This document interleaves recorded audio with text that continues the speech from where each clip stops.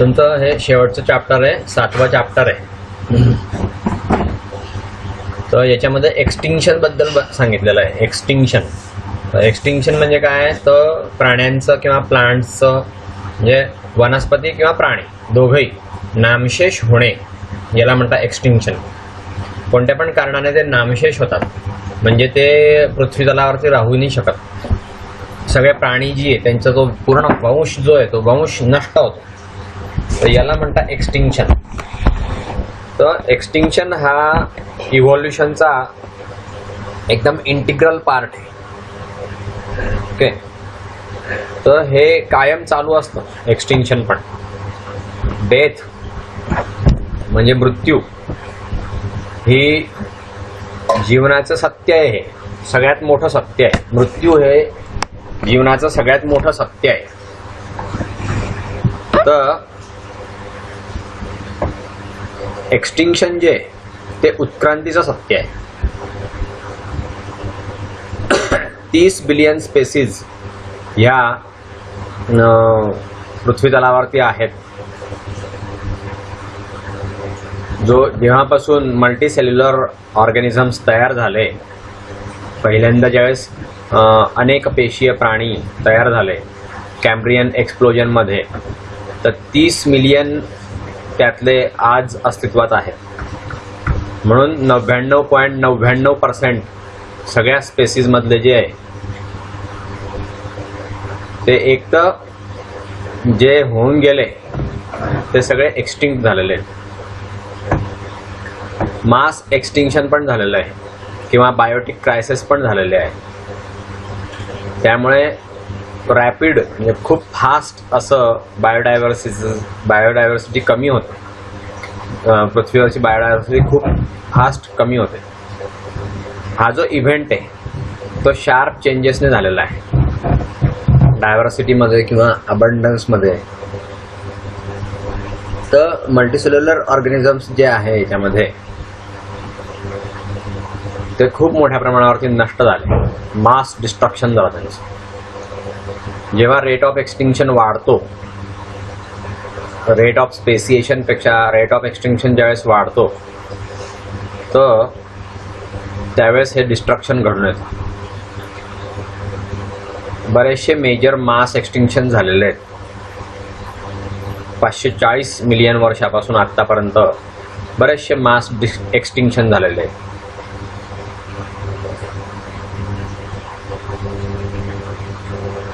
चोवीस ते 25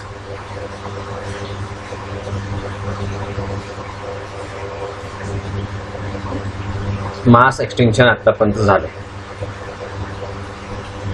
यातली जी डायव्हर्सिटी आहे आणि बायोमास जो आहे पृथ्वीवरती तो मायक्रोबियल आहे, आणि ते मोजणं जे आहे ते फार कठीण आहे.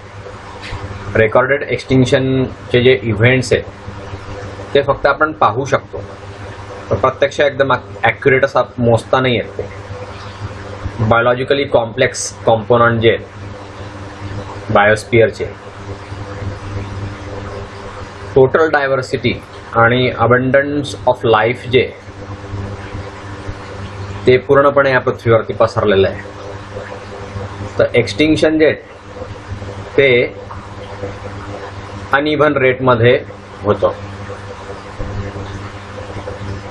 फोसाईल रेकॉर्डवरून जर आपण बघितलं तर त्याचा बॅकग्राऊंड रेट जो आहे एक्सटिंक्शनचा तो 2 ते 5 टेक्सॉनॉमिक फॅमिलीज त्याच्यामध्ये दिसतात. मरीन ॲनिमल्स प्रत्येक मिलियन वर्षामध्ये चेंज होत असतात आणि त्यांचं एक्सटिंक्शन चालू असतं. मरीन फोसाईल्स जे आहेत ते एक्सटिंक्शन मोजण्यासाठी वापरले जातात. सुपेरियर फोसाईल रेकॉर्ड जर आपण बघितला किंवा स्ट्रॅटिग्राफिक रेंज जर बघितली लँड ॲनिमलपेक्षा, तर त्याच्यामध्ये आपल्याला एक्सटिंक्शन खूप मोठ्या प्रमाणावर झालेला दिसून येतो. त्यानंतर ग्रेट ऑक्सिजनेशन इव्हेंट पण झाला साधारणपणे 2.45 बिलियन इयर्स वर्षापूर्वी, आणि ते पहिलं मेजर एक्सटिंक्शन होतं. जेव्हापासून कॅम्ब्रियन एक्सप्लोजन झालं तर तिथे 5 फर्दर मेजर मास एक्सटिंक्शन्स हे सिग्निफिकंटली एक्सीड झाले आणि त्याचा बॅकग्राऊंड एक्सटिंक्शन रेट जो आहे तो पण खूप मोठ्या प्रमाणामध्ये होता. रिसेंट किंवा आर्ग्युएबली बेस्ट नोन असे क्रस्टेशियस पॅलिओजीन एक्सटिंक्शन जर आपण बघितलं तर ते अप्रॉक्सिमेटली 66 मिलियन वर्षापूर्वी घडून आलं. त्याच्यामध्ये लार्ज स्केल मास एक्सटिंक्शन जे ते झालं ॲनिमल्सचं आणि त्यातल्या प्लांट स्पेसीज ज्या आहेत त्या पण जिओलॉजिकल शॉर्ट पिरियडमध्ये दिसून आल्या.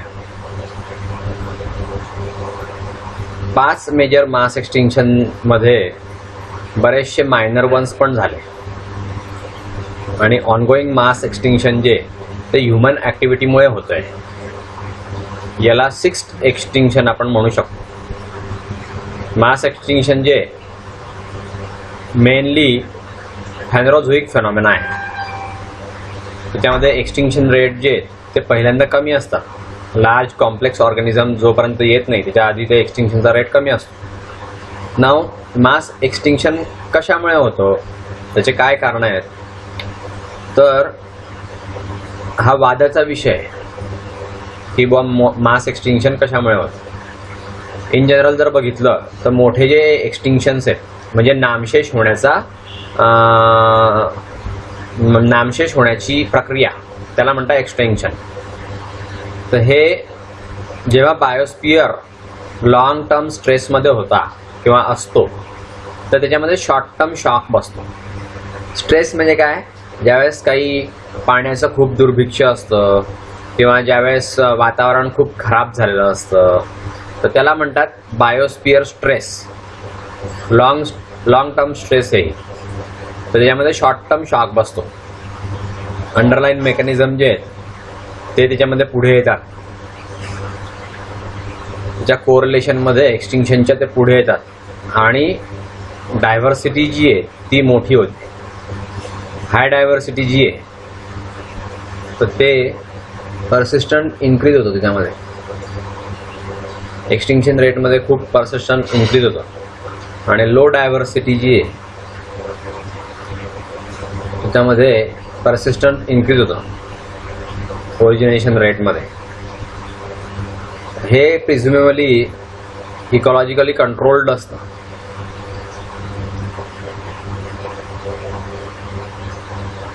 तर याच्यामध्ये स्मॉलर पर्टर्बेशन जे ते दिसतात किंवा ॲस्ट्रॉइड इम्पॅक्ट दिसतात. त्यामुळे ग्लोबल इफेक्ट आपल्याला पाहायला मिळतो. यामुळे सुद्धा मास एक्सटिंक्शन होतं. म्हणजे मोठ्या प्रमाणामध्ये उल्कापात होतो पृथ्वीवरती. तर त्यामुळे पण बराचसा प्राणी जगत जे आहे ते नाश पावतो. यातली गुड थेअरी जी आहे पर्टिक्युलर मास एक्सटिंक्शनची त्यातलं पहिलं त्याच्यामध्ये लॉसेस जे त्याचं सगळं एक्सप्लेनेशन आहे. फक्त फोकस नाही, काही फ्यू ग्रुपवरती फोकस नाही तर डायनासॉर्स जे आहेत ते सुद्धा त्याच्यामध्ये दिसतात आणि त्याच्यामध्ये पर्टिक्युलर ग्रुप ऑफ ऑर्गॅनिझम्स जे आहेत ते डायड आऊट झालेले आहेत आणि दुसरे जे आहेत ते सर्वाईव्ह झालेले आहेत. तर याच्यामध्ये मेकॅनिझम जे स्ट्रॉंग आहेत त्याला मास एक्सटिंक्शन दिसून येतं पण टोटल एक्सटिंक्शन दिसत नाही. इव्हेंट आणि प्रोसेसेसवरती आधारित ते घडतात, फक्त एक्सटिंक्शनमधून ते दिसत नाही. तर कॉम्बिनेशन ऑफ कॉजेसमुळे एक्सटिंक्शन होत असतं. कोणत्याही एका कारणाने होत नसतं. तर 2-3 कारणं त्याच्या पाठीमागे असतात. मरीन आस्पेक्ट जो आहे क्रिस्टेशियन एक्सटिंक्शनच्या आधी किंवा शेवटी तर त्याच्यामध्ये सेव्हरल प्रोसेसेस ज्या आहेत त्या पार्शली ओव्हरलॅप झालेल्या होत्या आणि डिफरंट लेव्हल त्यांची सिग्निफिकन्सची होती. डिफरंट पार्ट ऑफ द वर्ल्डमध्ये ते आढळून आलेलं होतं. आर्हेनियस आणि बेस्ट 2006 मध्ये. तर त्याच्यामध्ये प्रेस किंवा पल्स मॉडेल दाखवलं गेलं. मास एक्सटिंक्शन जे तर याच्यामध्ये 2 टाईप दिसून येतात कॉजचे. लॉंग टर्म प्रेशर असतं इकोसिस्टीमवरती किंवा प्रेस असतं, सडन कॅटास्ट्रॉफ त्याच्यामध्ये असतात किंवा पल्स असतात.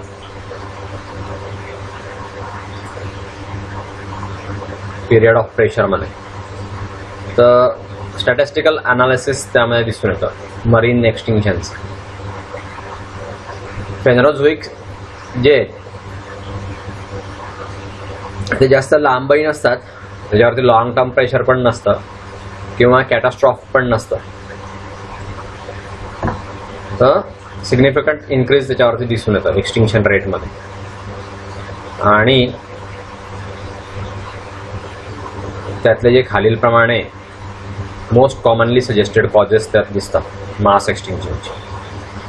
पहिलं फ्लड बासाल्ट इव्हेंट, दुसरं सी लेव्हल फॉल्स, तिसरं इम्पॅक्ट इव्हेंट, चौथं ग्लोबल कूलिंग, पाचवं ग्लोबल वॉर्मिंग, सहावं क्लॅथरेट गन हायपोथेसिस, सातवं ॲनॉक्सिक इव्हेंट्स, आठवं हायड्रोजन सल्फाइड इमिशन जे समुद्रातून निघतं ते. सो मास एक्सटिंक्शनचे हे कारण आहे, 8 कारण आहेत. याच्यामुळे मास एक्सटिंक्शन होतं म्हणजे खूप मोठ्या प्रमाणावरती प्राणी नामशेष होतात. ओके, याच्यामुळे खूप मोठ्या प्रमाणावरती प्राणी नामशेष होतात. पहिलं आता एक 1 बाय 1 आपण याचा स्टडी करूया. त्यातलं पहिलं जे ते फ्लड बेसाल्ट इव्हेंट आहे. याच्यामध्ये लार्ज इग्नियस प्रोव्हिन्सेस जे फ्लड बेसाल्ट इव्हेंटमध्ये याच्यामध्ये डस्ट म्हणजे धूळ निर्माण होते. त्यामुळे पार्टिक्युलेट एरोसोल्स तयार होतात. त्यामुळे फोटोसिंथेसिस जे ते स्टॉप होऊन जातं. ते हवेमध्ये एकदम बारीक असे एरोसोल्सचे पार्टिकल्स पसरतात आणि ते पानांवरती बसतात. त्यामुळे फोटोसिंथेसिस जे ते स्टॉप होऊन जातं आणि फूड चेन जी आहे ती कोलॅप्स होते, लँडमध्ये पण आणि सीमध्ये पण. तर याच्यातून सल्फर ऑक्साईड जो आहे तो बाहेर पडतो आणि तो प्रेसिपिट होतो ॲसिड रेनमध्ये आणि पॉयझन्ड करतात. ते मेनी ऑर्गॅनिझम्सला पॉयझन्ड करतात आणि त्याच्यामध्ये फर्दर कोलॅप्स होत जातो फूड चेनमध्ये. मग जो बाहेर पडलेला कार्बन डायऑक्साईड असतो त्याची सस्टेन्ड ग्लोबल वॉर्मिंगमध्ये त्याचा परिणाम होतो. मग ज्यावेळेस डस्ट आणि पार्टिक्युलर एरोसोल डेसिपेट होतात त्यावेळेस तो CO2 जो आहे तो ग्लोबल वॉर्मिंग करतो. दुसरं फ्लड बेसॉल्ट इव्हेंट जे ते पल्सेस सारखी ऍक्टिव्हिटी दाखवतात आणि डॉर्मंट पिरियड्समध्ये ते पंक्च्युएटेड असतात. त्याचा रिझल्ट जो आहे तर ते क्लायमेट किंवा ऑसिलेट करतात ते कूलिंग आणि वॉर्मिंगमध्ये. याच्यामुळे तो रिझल्ट जो आहे त्या रिझल्टचा त्याचा असा रिझल्ट दिसतो की कूलिंग आणि वॉर्मिंग होत जातं नेहमी. घटकेत कूलिंग, नंतर परत वॉर्मिंग, परत कूलिंग, परत वॉर्मिंग. तर ओव्हरऑल ट्रेंड जो आहे वॉर्मिंगचा, कारण कार्बन डायऑक्साईड जे ते बाहेर टाकत असतात तर तो ॲटमॉस्फिअरमध्ये राहतो 100 वर्षापर्यंत, शेकडो वर्ष तो राहतो. आणि मग असं आपल्याला दिसतं की मॅसिव्ह व्होल्कनाइक म्हणजे खूप ज्वालामुखी फुटतात आणि एंड पर्मियन किंवा एंड ट्रायसिक किंवा एंड क्रिस्टॅशियस एक्सटिंक्शन जे ते याच्यामुळे दिसून आलेले आहेत. जायगॅन्टिक व्होल्कॅनिक इव्हेंट्स जे त्याचं कोरिलेशन झालं याच्याशी. लार्ज इग्नियस प्रोव्हिन्सेस ज्याच्यामध्ये दिसतात आणि मास एक्सटिंक्शन दिसतात. 260 मिलियन वर्षापासून ते दिसून येतात. अशा रीतीने जे पॉसिबल कोरिलेशन आहे ते होल फेनरोझोइक इऑन मध्ये दिसून आलं. नाव सी लेवल फॉल्स. तर सी लेवल म्हणजे समुद्राची जी पातळी आहे ती एकदम कमी होते. याच्यामध्ये क्लिअरली मार्क्ड असं दिसतं आपल्याला वर्ल्ड वाईड सिक्वेन्सेसमध्ये. त्यामध्ये कॉन्टेम्पॉरस सेडिमेंट्स दिसतात.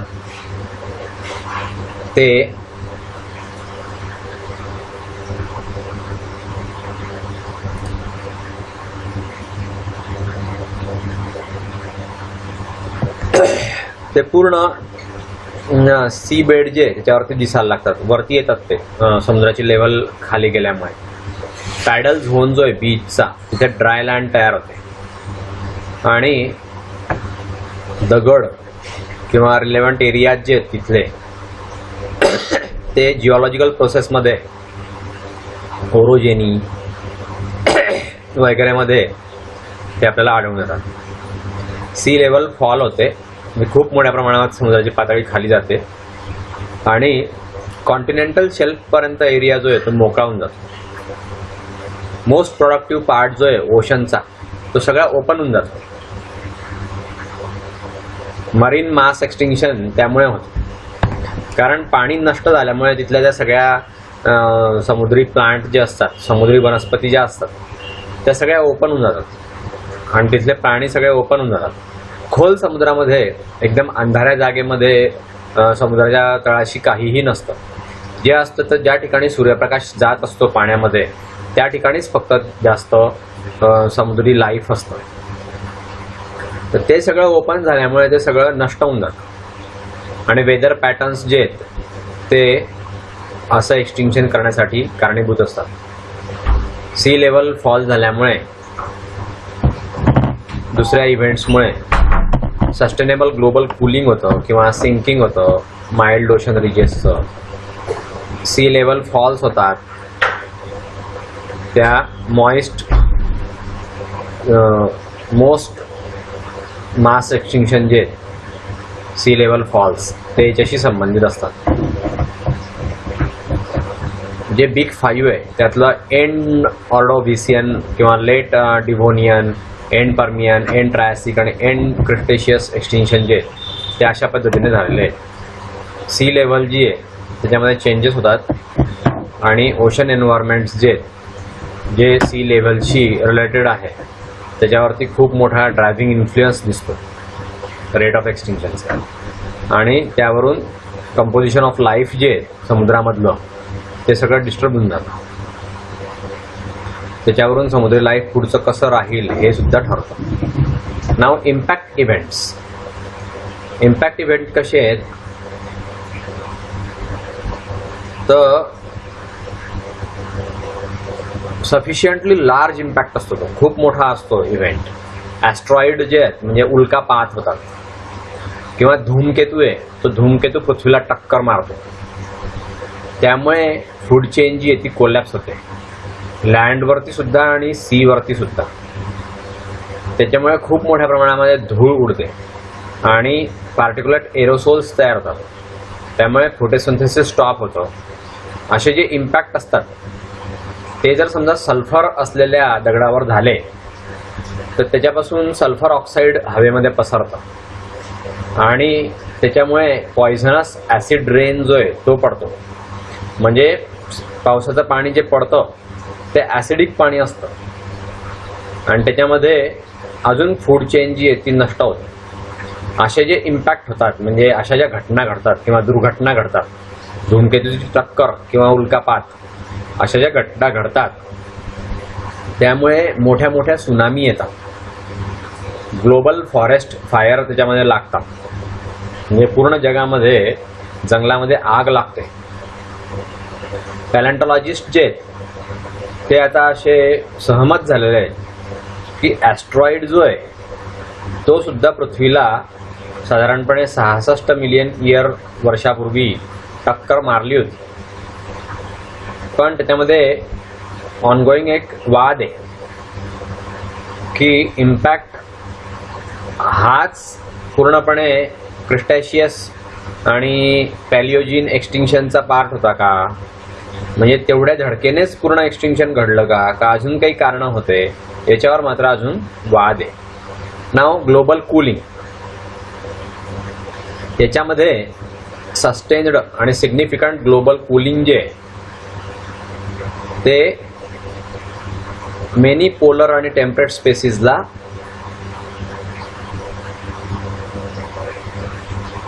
घडून येतं आणि त्याच्यामध्ये दुसरे जे ते मायग्रेट होतात इक्वेटरला.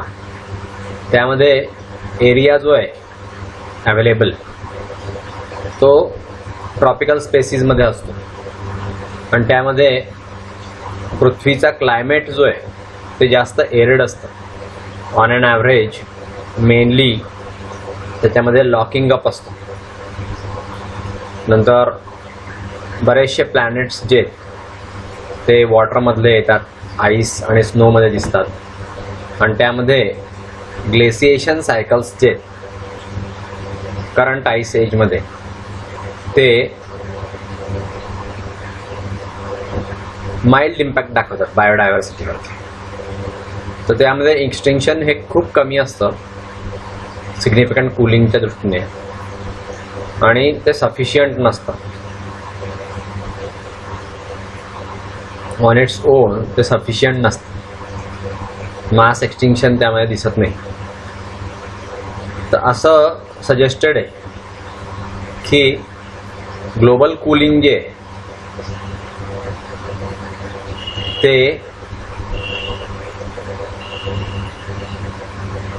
End Ordovician, Permian, Triassic, late Devonian एक्सटिंक्शनशी कारणीभूत आहे. ते त्याच्यामध्ये कॉन्ट्रीब्युशन त्याने दिलेलं आहे. म्हणजे ग्लोबल कूलिंगमुळे हे एक्सटिंक्शन झालेले आहेत. ग्लोबल कूलिंग सुद्धा त्याला कारणीभूत आहे.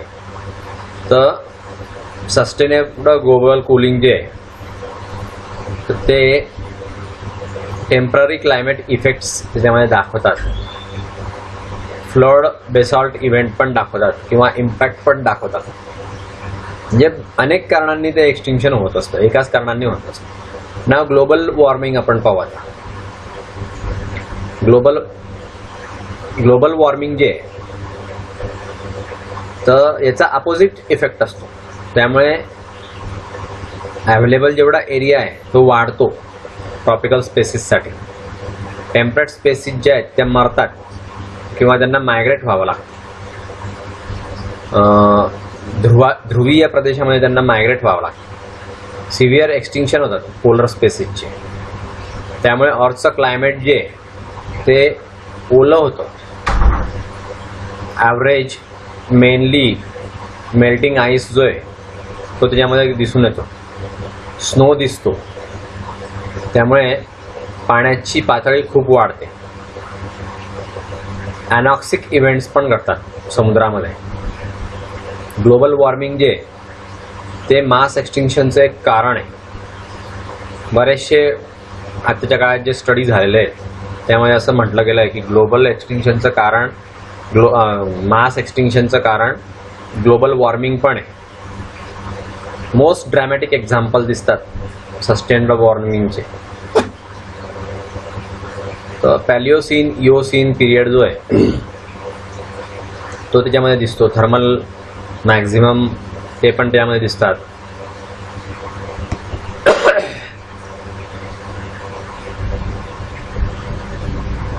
स्मॉलर मास एक्सटिंक्शन पण त्यामध्ये दिसतात.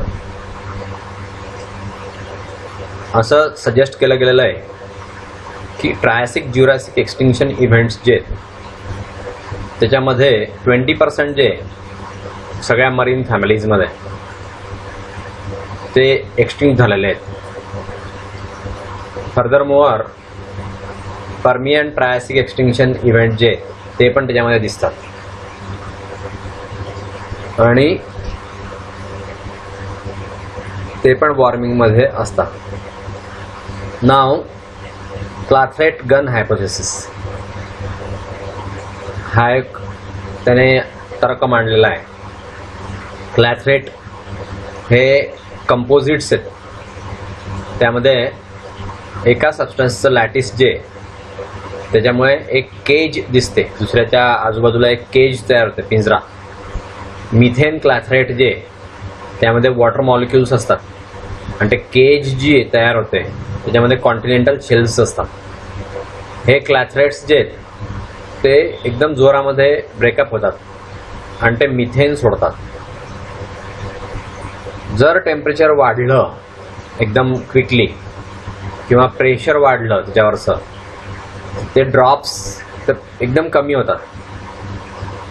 सडन ग्लोबल वॉर्मिंगमुळे ते तुटतात. सडन ड्रॉप होतो सी लेवलमध्ये किंवा अर्थक्वेक होतो, म्हणजे भूकंप. त्यामुळे मिथेन जो आहे most powerful green house gas आहे. कार्बन डायऑक्साईडपेक्षा सुद्धा मिथेन एकदम भयंकर आहे. तर त्याच्यामध्ये ऑर्डोविसियन, सिल्युरियन एक्सटिंक्शन इव्हेंट जे आहेत ते त्याच्यामध्ये दिसतात.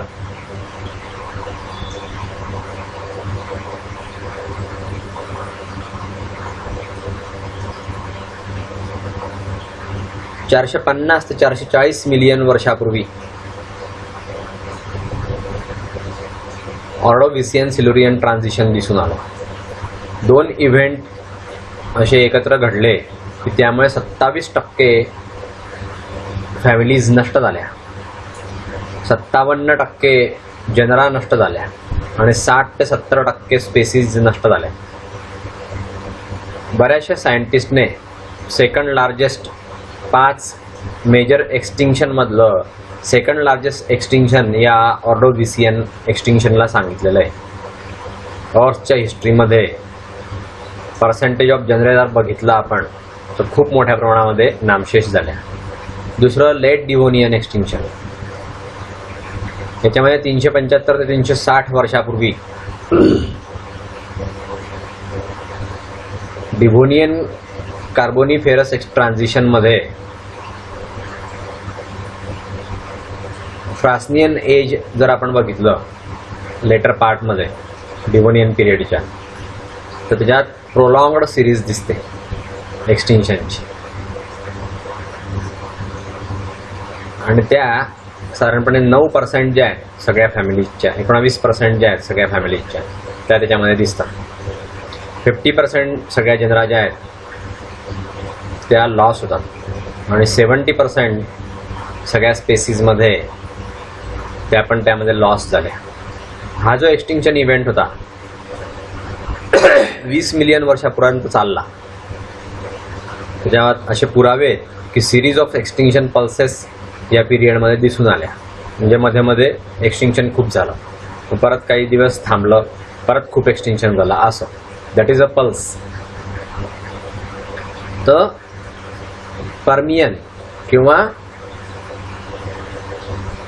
ट्रायसिक एक्सटिंक्शन इव्हेंट हा एंड पर्मियन आहे. 252 वर्षापूर्वी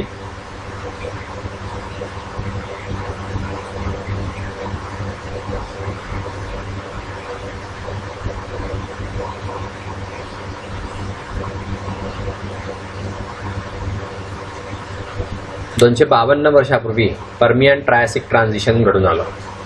अर्थचं हे पण लार्जेस्ट एक्सटिंक्शन होतं. याच्यामध्ये 57% फॅमिलीज नष्ट झाल्या, 83% जनरा नष्ट झाल्या, 90 ते 96% सगळ्या स्पेसीज नष्ट झाल्या, 53% मरीन फॅमिलीज नष्ट झाल्या, 84% मरीन जनरा नष्ट झाल्या, साधारणपणे 96% मरीन स्पेसीज आणि 70% लँड स्पेसीज, त्याच्यामध्ये इन्सेक्ट पण होते, हे नष्ट झाले.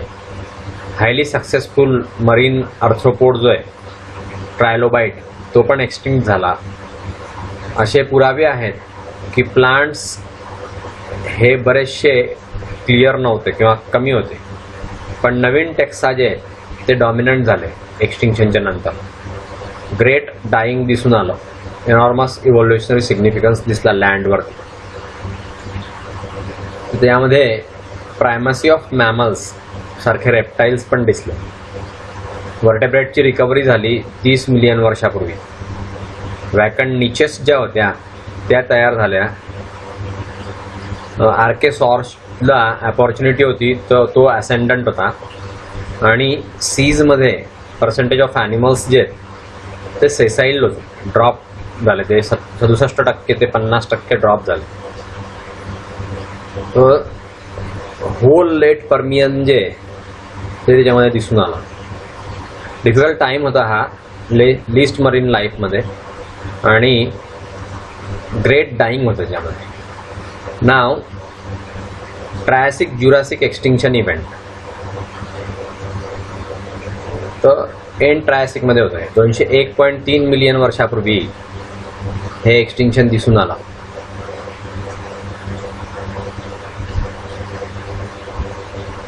ट्रायसिक ज्युरासिक ट्रान्झिशनमध्ये होतं. अबाउट 23% फॅमिलीज नष्ट झाल्या, 48% जनरा नष्ट झाल्या, 20% मरीन फॅमिलीज होत्या आणि 55% मरीन जनरा होत्या. 70 ते 75% सगळ्या स्पेसीज ज्या आहेत त्या नामशेष झाल्या. नॉन डायनोसोरियन आर्केसॉर्स, नंतर मोस्ट थेरॅप्सिड्स, नंतर मोस्ट लार्ज ॲम्फिबियन्स हे नामशेष झाले. डायनोसॉर्स जे होते तर त्याच्यामध्ये टेरेस्ट्रियल कॉम्पिटिशन त्याच्यामध्ये दिसून आले. नॉन डायनोसॉरियन आर्कोसॉर्स जे ते कंटिन्यू झाले आणि त्यामध्ये ॲक्वेटिक एन्व्हायरमेंट डॉमिनेट करण्यात आले. त्याच्यामध्ये नॉन आर्कोसोरियन डायॅप्सिड्स ज्या आहेत त्या कंटिन्यू झाल्या आणि त्याच्यामध्ये डॉमिनंट मरीन एन्व्हायरमेंट्स ज्या आहेत त्या दिसून आल्या.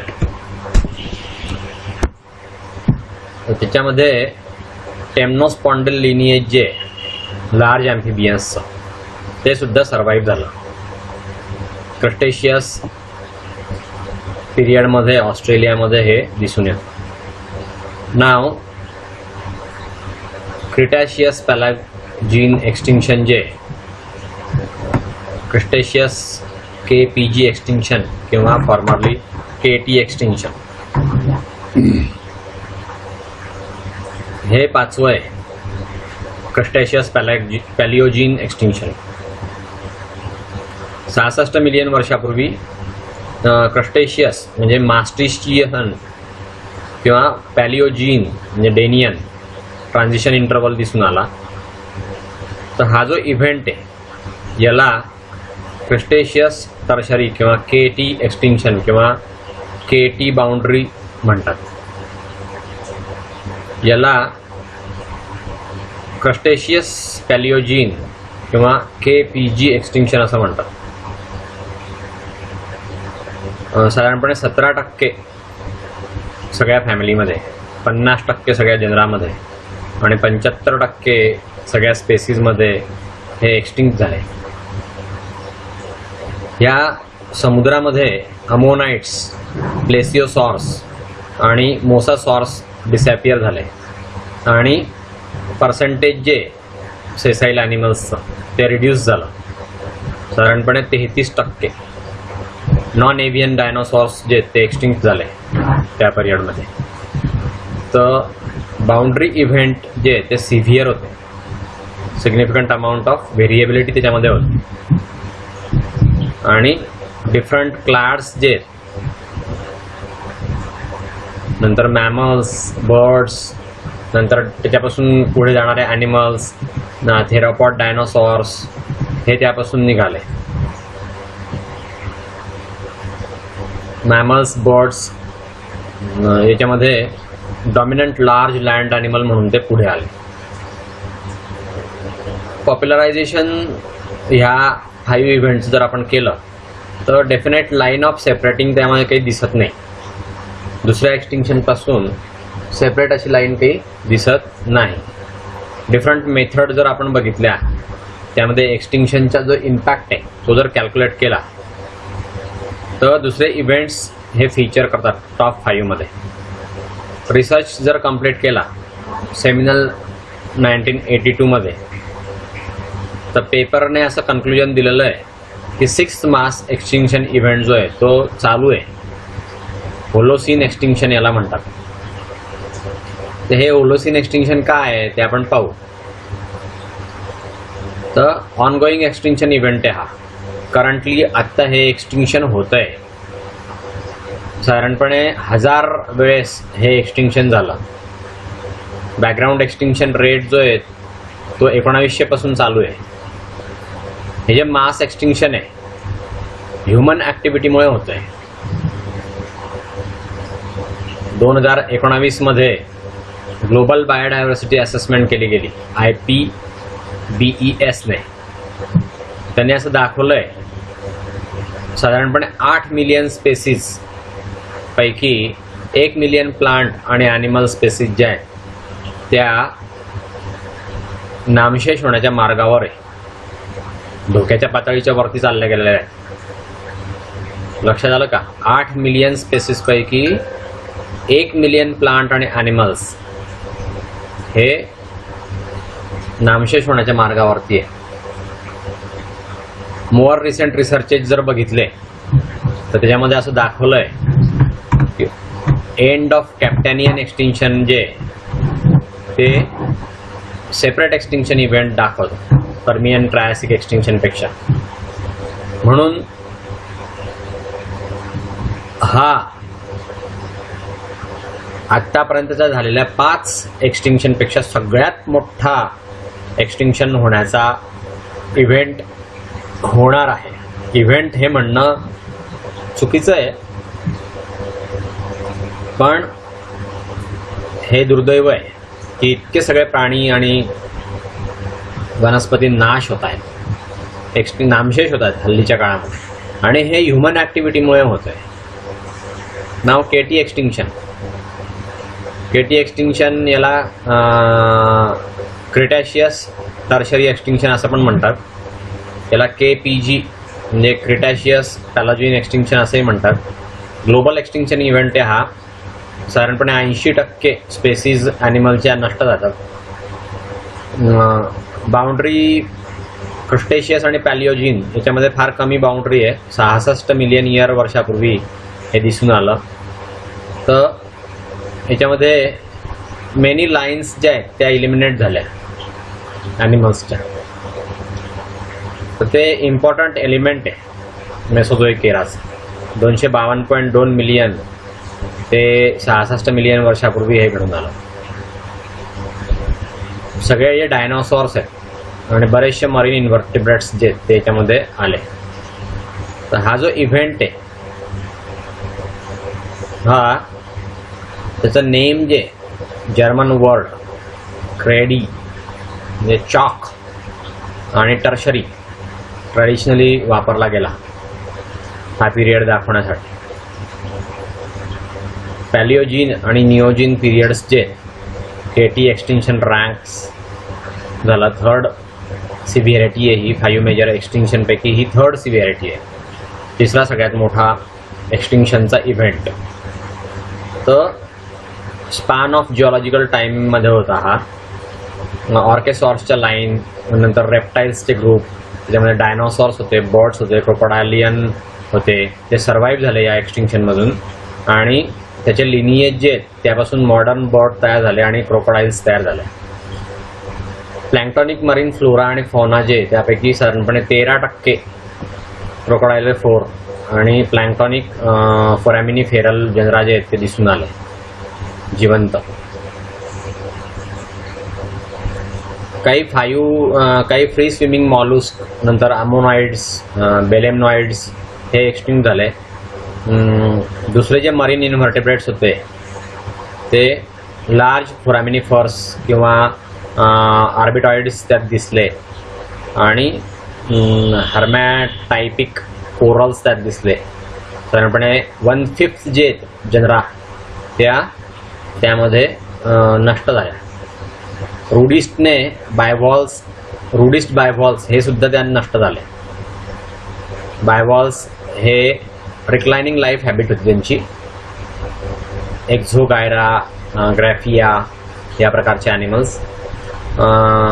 स्ट्रॅटिग्राफिकली इम्पॉर्टंट आहे इनोसेरामिड्स हे पण त्यामध्ये डाईट झाले. अशा प्रकारे हे जे मास एक्सटिंक्शन आहे क्वाईट डिफरंट आहे. आणि इव्हन अदर मरीन किंवा टेरेस्ट्रियल ऑर्गॅनिझम्समध्ये पण हे दिसून येतं. लँड प्लांट्स हे फार बेटर आहे लँड ॲनिमल्सपेक्षा. त्याच्यामध्ये एव्हिडन्स दिसतो वाईड स्प्रेड स्पेसिसचा, किंवा अँजिओस्पर्म आणि दुसरे ड्रामॅटिक शिफ्ट जे आहेत त्या पण नॉर्थ अमेरिकन प्लांट कम्युनिटीजमध्ये दिसल्या. हे इम्पॉर्टंट आहे. काही ग्रुप्स जे आहेत रेप्टाईल्सचे ते मेले के आणि टी बाउंड्रीमध्ये, आणि फ्लाइंग रेप्टाईल्स जे आहेत टेरोसॉर्स, नंतर सी रेप्टाईल्स जे आहेत प्लिओसॉर्स, मोसॅसॉर्स आणि इस्थॅरोसॉर्स हे सर्व्हायव्हिंग रेप्टाईल ग्रुप आहेत. टर्टल क्रोकोडाईन, नंतर लिझार्ड, स्नेक्स हे अफेक्टेड नाही आहे. त्यात अफेक्टेड फक्त स्लाइटली अफेक्टेड आहे.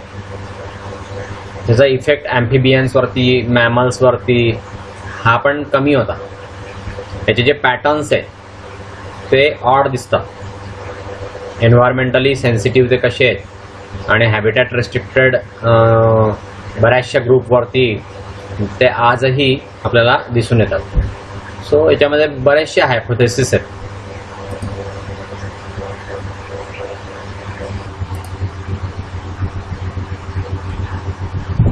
याच्यामध्ये बरेचसे हायपोथेसिस डायनोसॉरचं एक्सटिंक्शन कसं झालं त्याच्यावरती खूप सायंटिस्टनी वेगळे हायपोथेसिस जे आहेत ते मांडलेले आहेत.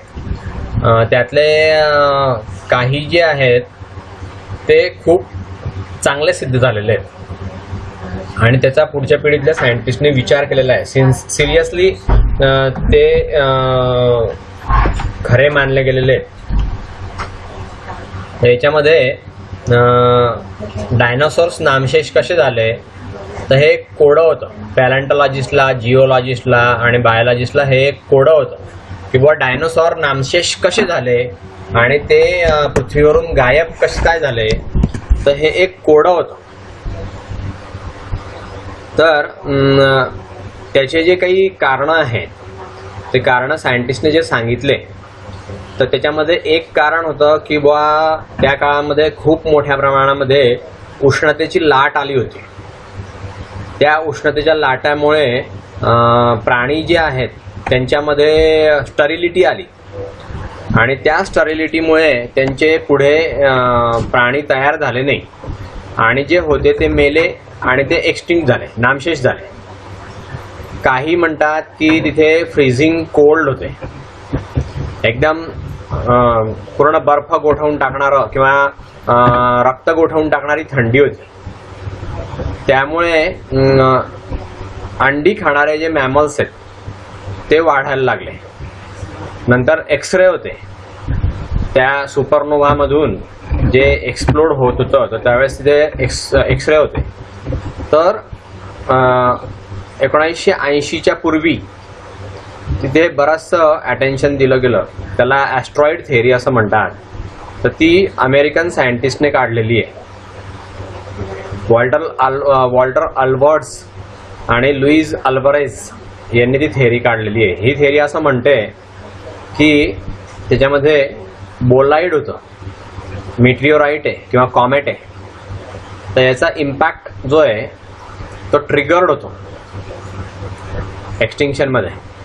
एक्सटिंक्शनच्या इव्हेंटमध्ये आणि त्यामध्ये ह्यूज क्वांटिटी असते रॉकची किंवा डेब्रिजची ॲटमॉस्फिअरमध्ये आणि एशराउडिंग ऑर्थ जी आहे त्यामध्ये जो डार्कनेसमध्ये दिसतं बऱ्याचशा महिन्यापर्यंत किंवा महिन्यांपेक्षा जास्त आणि सनलाईट नसतो त्याच्यामध्ये, आतमध्ये सनलाईट जाऊ नाही शकत ग्लोबल डस्टमध्ये किंवा तो डस्टचा जो क्लाउड असतो त्याच्यामध्ये सनलाईट पेनिट्रेट होऊ शकत नाही.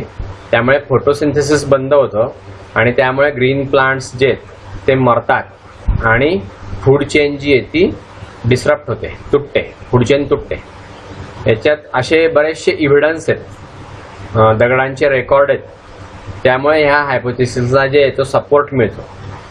ह्यूज क्रिएटर जो आहे, ह्यूज क्रेटर 180 किलोमीटर डायमीटरचा होतो. तर तो क्रिटॅशियस होता. तर त्याच्यामध्ये ते गाडले गेले होते सेडिमेंट्सच्या खाली आणि त्यामध्ये युकॅटन पेनिन्सुलर भाग होता. चिक्सुलुम मध्ये मेक्सिकोमध्ये ते आपल्याला आढळून येतं.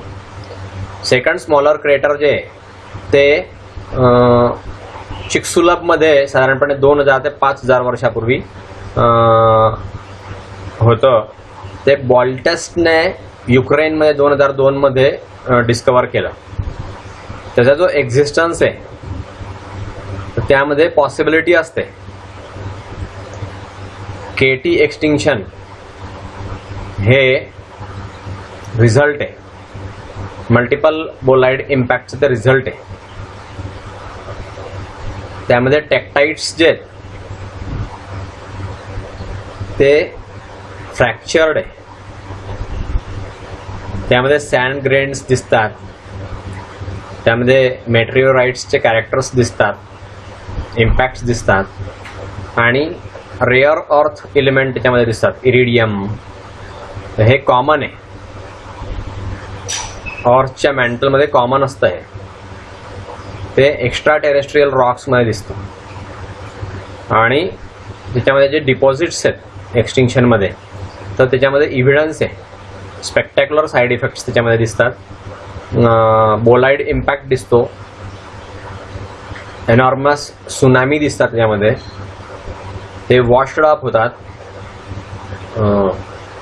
गल्फ जे आहे, गल्फ ऑफ मेक्सिको याच्यामध्ये ते वॉशड आउट होतात आणि वाईल्ड स्प्रेड होतात. वाईल्ड स्प्रेड होतात. त्यामध्ये फायरबॉल इम्पॅक्ट असतो. यात जी ॲस्ट्रॉइड थिअरी आहे त्यामध्ये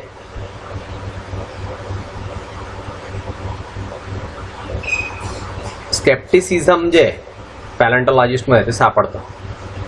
त्यामध्ये ॲजिटेटिंग टेरेस्ट्रियल फॅक्टर्स दिसतात. ते एक्सटिंक्शनचं एक कारण आहे. आणि दुसरं जे आहे त्यामध्ये इरिडियमचं पसरलेलं असतं.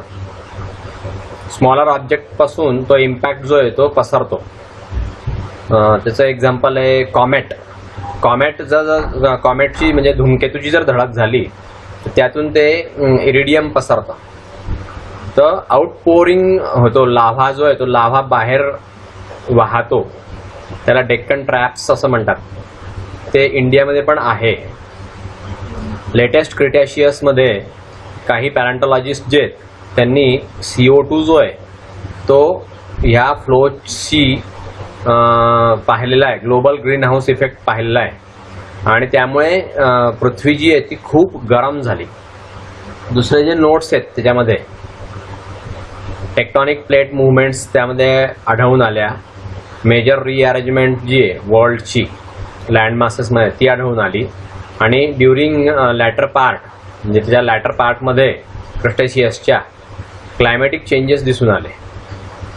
कॉन्टिनेंटल ड्रिफ्टपासून असे क्लायमॅटिक चेंजेस दिसून आले. तर ते ग्रॅज्युअल डिटेरिओरेशन झालं हॅबिटॅट्सचं. ते डायनोसॉर्सला फेवरेबल होतं आणि दुसरे ॲनिमल ग्रुप जे होते ते एक्सटिंक्शनमधून गेले म्हणजे ते नामशेष झाले. तर असं पण घडलेलं असू शकतं की काही कॅटास्ट्रॉफिक फिनॉमेना जे ॲस्ट्रॉइड किंवा कॉमेट हे पण इम्पॅक्ट ह्या इम्पॅक्टमुळे पण एन्व्हायरमेंटल डिटेरिओरेशन झालेलं असू शकतं. तर टेरेस्ट्रियल कॉजेससाठी कारणांसाठी ते कारणीभूत असू शकतं. नाव role of extinction in evolution. इव्हॉल्युशनमध्ये म्हणजे उत्क्रांतीमध्ये प्राणी नामशेष होण्याचा काय महत्त्व आहे तर ते असं आहे. बेसिक लेव्हलमध्ये जे मॅस एक्सटिंक्शन होतं त्यामुळे डायव्हर्सिटी कमी होते. स्पेसिफिक लिनिएजेस मारले गेल्यामुळे डायव्हर्सिटी जी आहे ती कमी होते आणि बरेचसे डिसेंडंट स्पेसीज ज्या आहेत त्या मात्र वाढतात. अशा रीतीने मास एक्सटिंक्शन जे ते सगळ्या ब्रांचेसला प्रून करतं. ट्री ऑफ लाईफ जे त्याच्या वाढलेल्या एकदम ज्या फांद्या आहेत त्या थोड्याशा फांद्या कट होतात. पण मास एक्सटिंक्शन जे ते क्रिएटिव्ह रोल करतं इव्हॉल्युशनमध्ये. त्याच्यामुळे ग्रोथ जी आहे ती वाढायला लागते. दुसऱ्या ब्रँचेसची जी वाढ आहे ती मोठ्याने व्हायला लागते. आणि काही प्लांट्स जे आहेत ते एकदम नामशेष होऊन जातात, गायब होऊन जातात. काही ॲनिमल्स एकदम गायब होऊन जातात आणि स्पेसिफिक हॅबिटॅट त्याच्यामध्ये दिसतात. नवीन अपॉर्च्युनिटीज दिसतात सर्वायव्हिंग स्पेसिसमध्ये. तर बऱ्याचशा जनरेशनमध्ये नॅचरल सिलेक्शन जे तर हे लिनिएजेस आणि डिसेंडंट लिनिएजेसमध्ये उत्क्रांती होते. स्पेशलायझेशन जे ते नवीन एन्व्हायरमेंटशी सुटेड असं असतं. मग ज्यांच्यामध्ये असं स्पेशलायझेशन झालेलं आहे असे प्राणी जगतात आणि जुने जे प्राणी आहेत ते मरतात. तर रिसोर्सेस जे आहेत ते जुने प्राणी नामशेष झाल्यामुळे नवीन प्राण्यांना रिसोर्सेस जे आहेत ते चांगले मोकळे होतात आणि त्याच्यावरती इकॉलॉजिकल रोल येतो. प्रिव्हियसली बऱ्याचशा स्पेसीजची संख्या असल्यामुळे, जुने पण नवे पण अशा बऱ्याचशा स्पेसीजची संख्या असल्यामुळे रिसोर्सेस कमी पडायला लागलेले असतात. पण पृथ्वीवरती बरेचसे प्राणी मरून गेले, लोकसंख्या कमी झाली, प्राण्यांची संख्या कमी झाली, म्हणजे मग रिसोर्सेस जे आहेत ते ऑटोमॅटिक सगळ्यांना पुरेसे पडायला लागतात आणि मग नवीन डेव्हलपमेंट त्या प्राण्यांमध्ये व्हायला मदत होते. रिसोर्सेस त्यांना अन्न पाणी भरपूर मिळाल्यामुळे. तर ब्रँड न्यू इकॉलॉजिकल स्ट्रॅटेजीज ज्या आहेत त्या निर्माण होतात. तर मास एक्सटिंक्शन जे तर त्यामध्ये इव्हॉल्युशनरी प्लेईंग फील्ड जे तर त्यामध्ये ब्रीफ टाईम असतो. त्यामध्ये लिनिएजेस जे असतात ते फॉर्मरली त्याच्यामध्ये मायनर प्लेयर्स असतात. त्यामध्ये डायव्हर्सिफाय आणि मोअर प्रिव्हलंट असे त्यात घटक असतात. तर याच्यामध्ये बऱ्याचशा स्पेसीज ज्या आहेत त्यांच्या इकोसिस्टम्समध्ये शॉर्ट पिरियड ऑफ टाईममध्ये मास एक्सटिंक्शन दिसून येतं. त्यामध्ये कॉम्पिटिशन जी आहे रिसोर्सेसची ती दिसून येते आणि त्याच्यामध्ये बऱ्याचशा व्हॅकंट निच असतात. त्या सर्व्हायव्हिंग लिनिएजेसमध्ये असतात, त्या इव्हॉल्व होतात. त्याचं एक्झाम्पल जे मॅमल्स ते साधारणपणे 200 मिलियन वर्षापूर्वी होते. पण मोस्ट ऑफ द टाईम त्यांना स्मॉल ग्रुप म्हणूनच ते राहिले, रोडंट लाईक ऑर्गॅनिझम्सच ते राहिले. नॉन एव्हियन डायनोसॉर्स ज्यावेळेस नष्ट झाले 65 मिलियन वर्षापूर्वी क्रस्टेशियन मास एक्सटिंक्शनच्या शेवटी, तर त्यानंतर मॅमल्स जे आहेत ते बरेचसे निर्माण झाले आणि त्यांच्या टेरेस्ट्रियल इकोसिस्टममध्ये काही रोल निर्माण झाला. जोपर्यंत डायनोसॉर्स होते तोपर्यंत मॅमल्सची अशी काही वाढ होतच नव्हती. ते एक छोटासा ग्रुप पुरते फक्त होते. पण डायनोसॉर्स गेल्यामुळे मग मॅमल्सची खूप मोठ्या प्रमाणावरती डेव्हलपमेंट झाली. ते डायनोसॉर्सचे प्रिसेडर्स होते, प्रिडेसर्स. थोडक्यात जर सांगायचं झालं तर प्लांट आणि ॲनिमलच्या ज्या स्पेसीज आहेत त्या इतक्या अनफिट होतात त्यांच्या एन्व्हायरमेंटमध्ये की ते एंडेंजर्ड होऊन जातात आणि एंडेंजर जर झाल्यावरती फायनली ते एक्सटिंक्ट होतात. त्यामुळे एम्प्टी निचेस तयार होतात आणि दुसऱ्या स्पेसीजना वाढायला जागा मिळते. हे ह्या मास एक्सटिंक्शनचं किंवा एक्सटिंक्शनचं महत्त्व आहे. म्हणजे मरणात खरोखर जगत जगते हे एक मराठीतली कविता आहे. जर माणसं मेलेच नाही, ॲनिमल मेलेच नाही, तर पुढे येणाऱ्या वाढणाऱ्या पिढीला हे त्यांना स्वतःचं आपलं कर्तृत्व दाखवायला वाव केव्हा मिळेल? सगळेच जर समजा जगत राहिले तर पुढच्या वाढणाऱ्या पिढीला आपलं महत्त्व किंवा आपलं कर्तृत्व दाखवायला वावच मिळणार नाही. किंवा पृथ्वीवरती जेवढे लाईट, पाणी आणि अन्न आहे ते अपुरं पडायला लागले. सगळेच माणसं जर जगत राहिले तर पॉप्युलेशन एवढं वाढेल की नंतर मग पाणी आणि अन्न अपुरं पडायला लागेल. म्हणून एक्सटिंक्शन म्हणजे प्राणी नामशेष होण्याची जी प्रक्रिया आहे त्याला उत्क्रांतीमध्ये खूप महत्त्व आहे की त्यामुळे नवीन वाढणाऱ्या स्पेसीजना स्कोप मिळतो. सो इथे आपण इव्हॉल्युशनरी बायोलॉजी हा पण तुमचा जो काही टॉपिक होता तो कोर्स, सेकंड कोर्स कंप्लीट केलेला आहे आणि पुढच्या लेक्चरपासून आपण मेडिकल डायग्नोसिसकडे वळूया. मेडिकल डायग्नोसिसमध्ये 2-3च विद्यार्थी आहे, पण तरी पण मी तो पूर्ण कोर्स तुम्हाला शिकवेल आणि त्यावरून तुम्ही ते प्रश्नपत्रिका जी आहे ती सोडवायची आहे. पुढच्या लेक्चरपासून आपण मेडिकल डायग्नोसिस घेऊया. आता इथे थांबूया. ठीक आहे. सो बेस्ट ऑफ लक तुमच्या परीक्षांसाठी. आत्तापासूनच व्हिडिओ परत रिवाइंड करून पहा, समजावून घ्या. काही समजलं नसेल तर मला विचारा, मी तुमच्या प्रश्नांची उत्तरं देईल आणि क्लासरूममध्ये व्हिडिओच्या खाली क्वेश्चन्स टाका, मी तुम्हाला त्याचे उत्तरं देईल, लिहून देईल. म्हणजे तेव्हा इथे इव्हॉल्युशनरी बायोलॉजी हा टॉपिक आपला संपला आहे. जेनेटिक्स पण आपलं संपलं आहे. पुढच्या वेळेपासून आपण मेडिकल डायग्नोसिसचे लेक्चर्स घेऊया. ठीक आहे. ओके.